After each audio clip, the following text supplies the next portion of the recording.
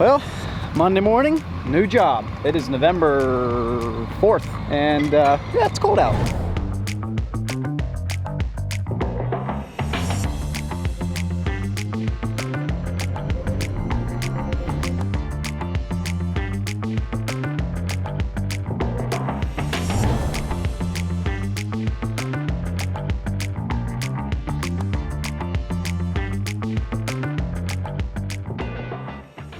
I'm Weston. Weston. Nice to meet you. Nice to meet you. In light of a lot of this whole project that we're doing here, what are you hoping to achieve with it? Like, what do you want to see down there? Attractive, of course. I'd like to see that whole area, the landscape. I did want originally some fish in the pond. We'll definitely give it our best shot at making it attractive for you. What do you think, Ben? It's gonna be pretty epic. I'm puzzling a little bit here how we're gonna that's some serious flow. How on earth are we gonna reroute that from here to there? To be honest, I'm not real sure. Where does this come from? That's what I want to know. Like, could we reroute it up there somewhere? That's what I'm thinking. This is not your average pond build. Hey, before we even start here, I have a question. What? We aren't reusing that liner or anything. No, that was a good joke though. We aren't? No. Yes! I know someone who can. That's a big piece of liner. Well, whether it's going to come out in an usable piece is another question. So this is extremely unique. This is all natural stream flow. Like you can see it there. That's a boatload of flow. So we are going to try to build a pond. Oh my goodness. We're going to build a pond around all this natural flow and then use this natural flow when we're all done to have like a cool waterfall down over this side. Check this out. Wow. That is a lot of flow. Wow. Ooh. I don't know. I'm sitting here shaking my head. Do you see how much water's flowing over there? Yeah, I figured 8-inch pipe for this, and Steve said 6-inch will be enough. I don't know how we're gonna get it rerouted from up there. I wish we could reroute it from above, wherever it comes in. I understand that. My thought was, like they did with the plastic there, put our 6-inch pipe in, but strap it up along this wall. Okay. Somehow, but at this point, somewhere down here, we're gonna have to take it underground, like, you know, under the mulch that Steve's gonna bring in here, you know, so that it goes down to the stream. Actually, what I wish we had is one of those 12-foot sticks and 10-inch hard pipe. You know, what they used as that cold. We have it laying there at the shop because, like, we're gonna crush that pipe and driving over that. There's no question. Yeah. Well, let's just say there's a lot of challenges. We're gonna go knock them down one by one. Right, Ben? We'll make it work. There's always a way to make it work. Oh my goodness.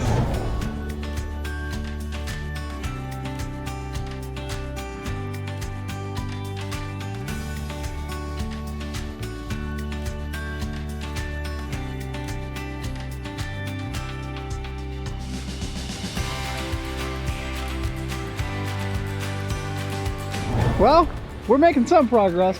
We have been flipping hoses around, cutting this, tightening that. Not sure we have a solution yet, but we're working on it.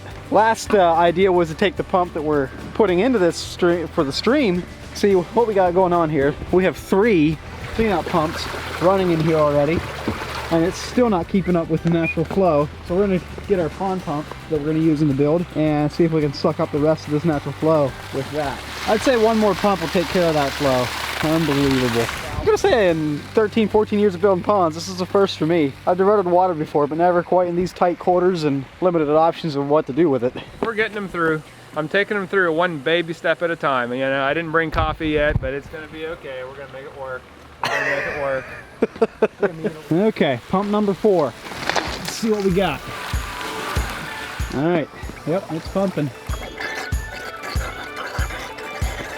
Okay, we officially have 4 pumps pulling water out of this natural flow that we kind of have dammed up here. Unbelievable, sucking some serious juice. And we're pushing it all into this 6-inch pipe, trying to get, did I just pull the plug? Yeah. Oh man. Well, we're pumping it all through this 6-inch pipe right here, getting it down below here. Wow. Just wow. That is a lot of water. I'm gonna say it's 15,000 gallons. But yeah, I think we've officially dried up our work area, so we can officially go start working now.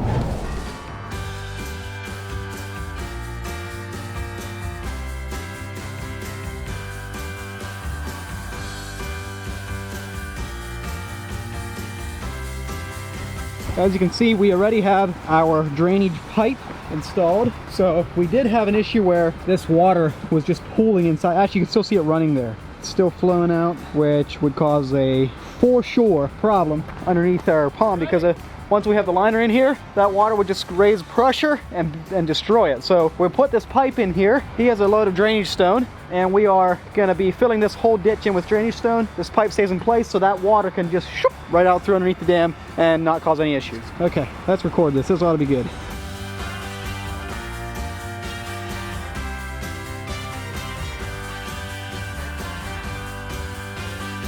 Well, as far as do we need more rock, I don't think, no. Well, there you go. Now all this water go right out that pipe, problem solved. How about that? There goes the main trucker.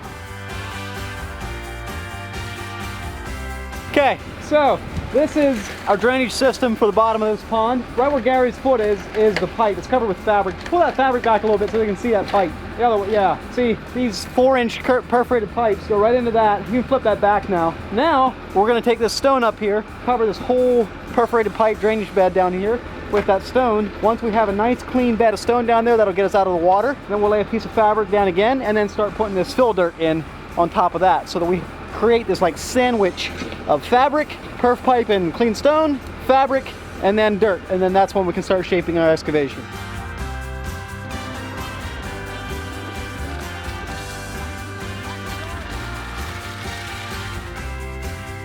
Okay, so this is the final step of our drainage bed. This is the fabric that's on top of our stone. This is stone and perf pipe, fabric. Now we're gonna put dirt on top of this, and this will officially be the bottom of our new pond. That's how we deal with underground water underneath the pond liner.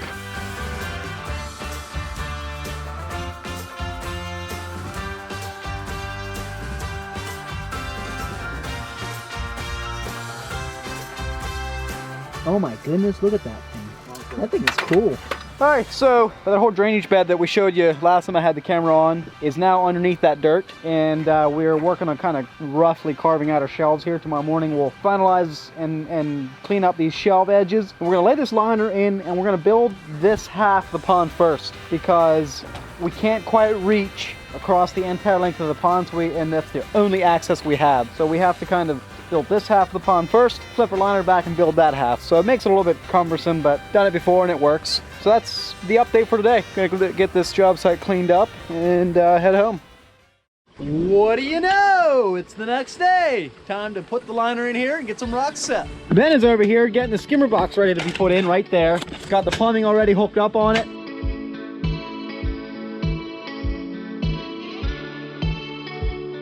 Okay.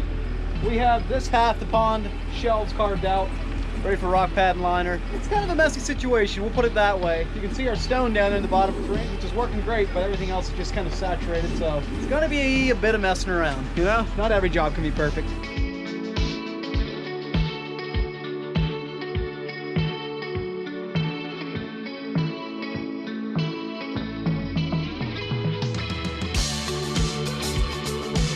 Not gonna lie, struggling a bit right now. So every once in a while you get a pond job where the borders are just kind of like that, you know? Square Lego blocks, thin slices of pancakes, and it's kind of tough to take thin flat boulders or whatever, square ones like this one right here, and make something that doesn't look man-made. Making the best of it. Sometimes we don't get to piece together what we'd like to see in our minds, but it's just all part of building ponds and waterfalls. You're at the mercy of the rocks that you get. So the key, you know, the point to be made on this is if you're looking for a super artistic, super sweet water feature, that starts with picking out your rock. Going into the woods, going to the supply center, whatever you have, and picking out some of the key rocks so that you have the material with which to piece something together really nicely. Anyway, that's my vent. It's got us the border we're going to try to put right in this corner, kind of seal off this line. There we go. This is the type of strapping we call cradling. Create a little bit of a loop there where Ben's right hand is and pull it right through. Just like that, you got a 4-way strap that's really secure. One of the things I try to do is keep tops of boulders level, kind of like what you see in nature with seams of rock. Usually you see them level unless they're in the mountainous regions where they can be pushed up sometimes, but most often you see level seams of rock that are eroded away and create waterfalls and stuff. Okay, the end of day 2, we got this half of the pond rocked in. Have the liner flipping forward, and we're carving out our shelves in there, and getting ready to flip that liner back, and we'll set the rock in on that side of the pond tomorrow.